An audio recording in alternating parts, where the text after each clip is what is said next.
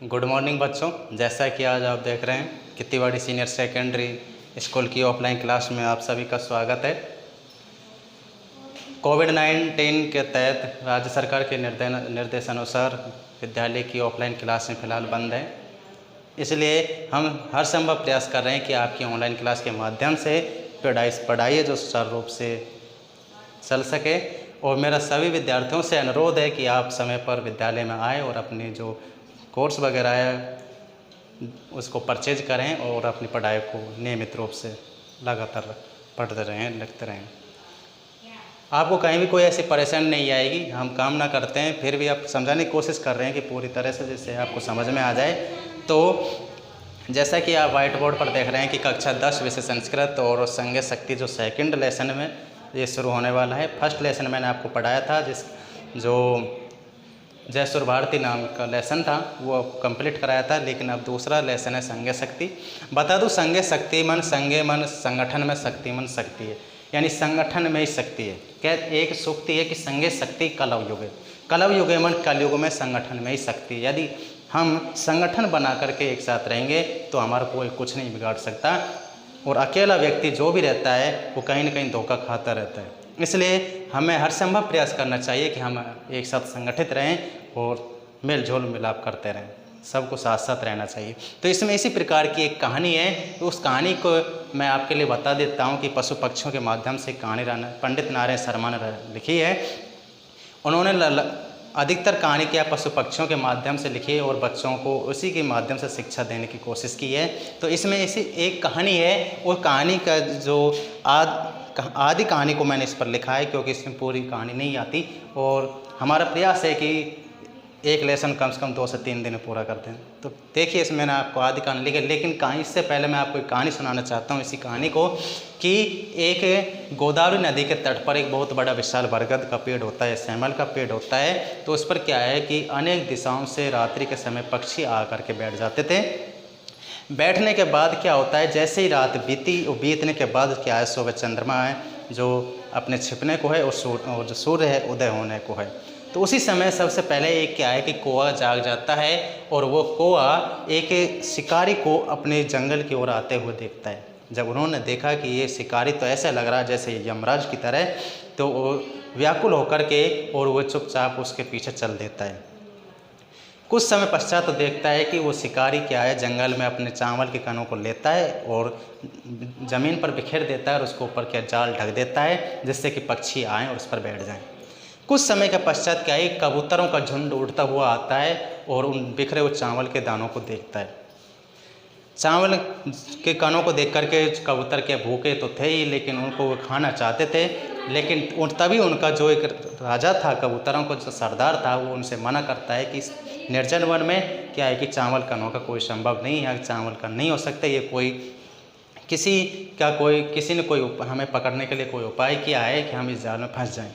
लेकिन जो चावल के कण के जो लोभी जो कबूतर थे, जो खाना चाहते थे, वो उनको खाना चाहते हैं, लेकिन सरदार उनका वो मना करता है। लेकिन एक कबूतर के कहने से क्या है, सभी कबूतर उस पर बैठ जाते हैं और अंत में क्या जाल में फंस जाते हैं। और लेकिन जब फंस जाते हैं, जिसके कहने से फंस जाते हैं, तो सारे कबूतर क्या उसी को दोष देते हैं। लेकिन कबूतरों का राजा कहता है कि इसमें इसका कोई दोष नहीं है, क्योंकि आश्चर्यचकित होना तो ये क्या है, कायर पुरुषों का लक्षण है। इसलिए हमें इस प्रकार इसका प्रतिकार करना चाहिए, इसका निवारण करना चाहिए। अंत में उनको एक सुझाव देता है कि आप एक साथ संगठित होकर के आप सभी उड़ने का प्रयास करें। एक साथ जैसे आप उड़ोगे, जाल को लेकर के उड़ जाएंगे। तो सभी कबूतर क्या है, उड़ने के लिए तैयार हो जाते हैं, उस जाल को लेकर के ऊपर उड़ जाते हैं और सुदूर जंगल में वो चले जाते हैं। अंत में अपन कहानी इतनी ही बताई गई लेसन में। लेकिन आगे क्या होता है, कबूतर का क्या है, एक दोस्त होता है चूहा, वो चूहे के पास में जाते हैं और वो चूहे जाल को काट देता है, और अंत में क्या है, कबूतर वहाँ से आज़ाद हो जाते हैं। तो देखिए, यही कहानी मैं आपको शुरू करता हूँ कि अस्ति गोदावरी तेरे विशाल सालमली तरु, अस्ति मन है गोदावरी तेरे मन, गोदावरी नदी के तट पर विशाल सालमली तरु, विशाल सैमल का एक पेड़ था। यानी गोदावरी नदी के तट पर एक विशाल सैमल का पेड़ था, या कोई बरगद का पेड़ था, बहुत बड़ा विशाल था। नाना दिग्देशात आगत्य रात्रा पक्षिणों तत्र निवसंती। नाना दिग्देशात यानी अनेक प्रकार की अनेक दिशाओं से आगत्य मन आकर के रात्रों मन रात्रि में पक्षिण मन बहुत सारे जो पक्षी थे तत्र निवसंती वहाँ पर क्या करते हैं, निवास करते हैं, अपना बसेरा करते हैं। यानी अनेक दिशाओं से आकर के रात्रि में पक्षी वहाँ पर क्या है, अपने निवास करते थे या आराम करते थे। अथ कदाचित अवसानय रात्राव अस्ताचल चोड़ावलंबनी भगवती कुमुदिनी नायक चंद्रमसी लघुपत नामा वायसे प्रबुद्ध। यानी अथ कदाचित इसके बाद क्या है, रात्राव अवसानायमन रात्रि के बीत जाने पर, रात्रा अवसानायमन रात्रि के बीत जाने पर अस्ताचल चोड़ावलंबनी यानी अस्ताचल शिखर की ओर दो लटकते हुए भगवान कुमुदिनियों का जो नायक है, भगवान कुमुदिनियों का जो स्वामी कौन है, चंद्रमा क्या है। इसके बाद क्या रात्रि के बीत जाने पर अस्था शिखर की ओर दूर लटकते हुए भगवान कुमुदिनियों के नायक चंद्रमा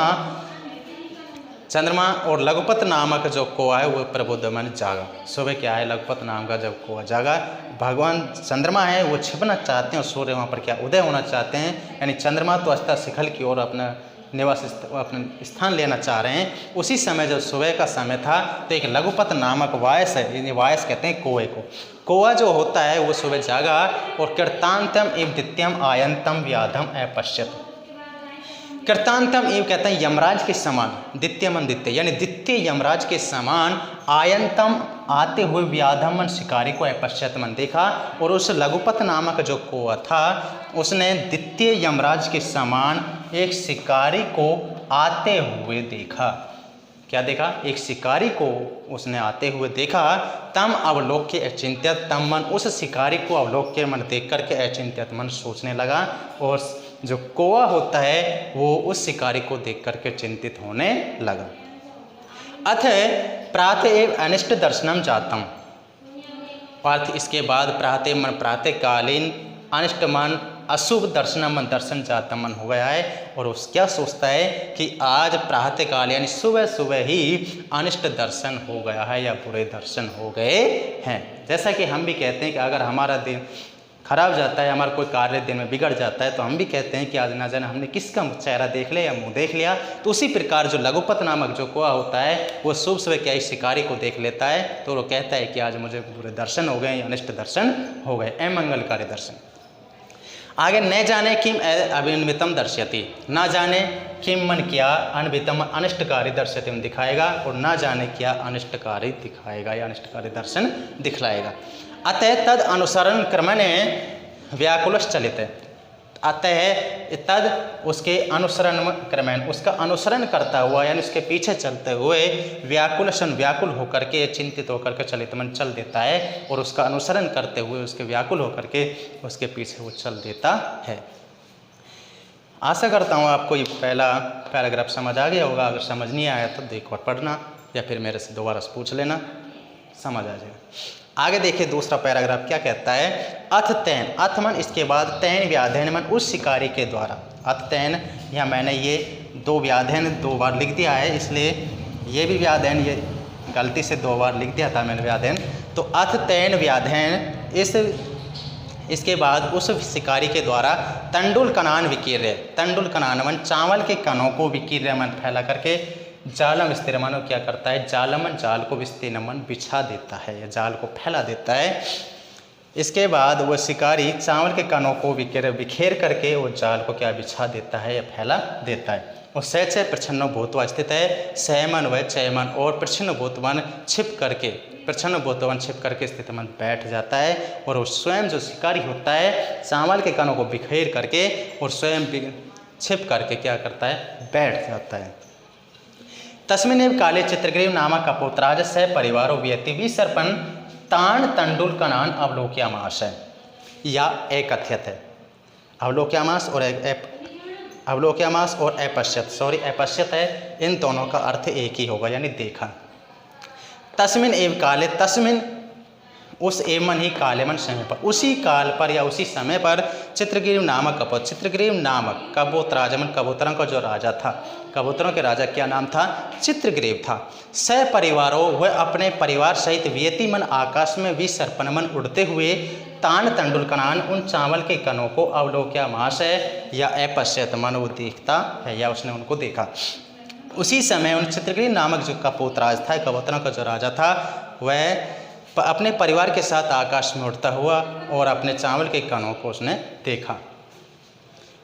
तत् कपोतराज तंडुलकन लुब्धान कपोतान प्रति आहा, या एकथित, आहा और एकथित का एक ही अर्थ होगा, जैसे अवलोक्यामास और क्या है अपश्यत कोष्टक में लिखा हुआ है, और यहाँ भी क्या है, ये भी कोष्टक में ही लिखा हुआ है, इसलिए आहा और एकथित का दोनों का अर्थ एक ही है, यानी कहा। तो तत् कपोतराज, इसके बाद कपोतराज जो कबूतरों का जो राजा था, तंडुलकन लुब्धान कपोतन, चावल के कणों के लोभी, लुब्धान कहते हैं लोभी, कबूतरों के प्रति उसने कहा, क्या कहा कि क्योंकि वो क्या है, जो कबूतर थे वो चावल के कणों को खाना चाहते थे, उनको भूख लगी थी। तो आगे क्या कहता है, कबूतरों को देख, कबूतरों के प्रति क्या कहता है, कुतो अत्र निर्जने वने तंडुलकन नाम संभव है। कुतो मन कहाँ, अत्र मन या निर्जने वने वन, निर्जन वन में तंडुलकनान संभव, चावल के कणों का संभव होना। यहाँ इस निर्जन वन में चावल के कणों का होना संभव नहीं है, अर्थात यहाँ इस निर्जन वन में आज तक तो हमने कभी चावल के कण देखे नहीं, लेकिन यकायक रूप से आज यहाँ पर क्या है, चावल के कण हमें दिखाई दे रहे हैं कि यहाँ कुछ न कुछ तो ऐसा है जो हमें फंसाने की कोशिश की जा रही है। तो आगे आपका जो शेष लेसन है, शेष जो पार्ट है, वो आपको कल समझाया जाएगा। तब तक के लिए आप क्या है, इसी लेसन को एक बार पढ़ते रहें, और अगर कोई परेशानी आए तो आप मुझसे कांटेक्ट करके दोबारा पूछ सकते हैं कि हमें सर ये समझ नहीं आया, तो मैं इनको दोबारा से समझा दूंगा। कामना करता हूँ कि आपको इस पूरा लेसन समझ आ गया होगा। कहानी के तौर पर ये क्या पूरा लेसन लिखा गया है।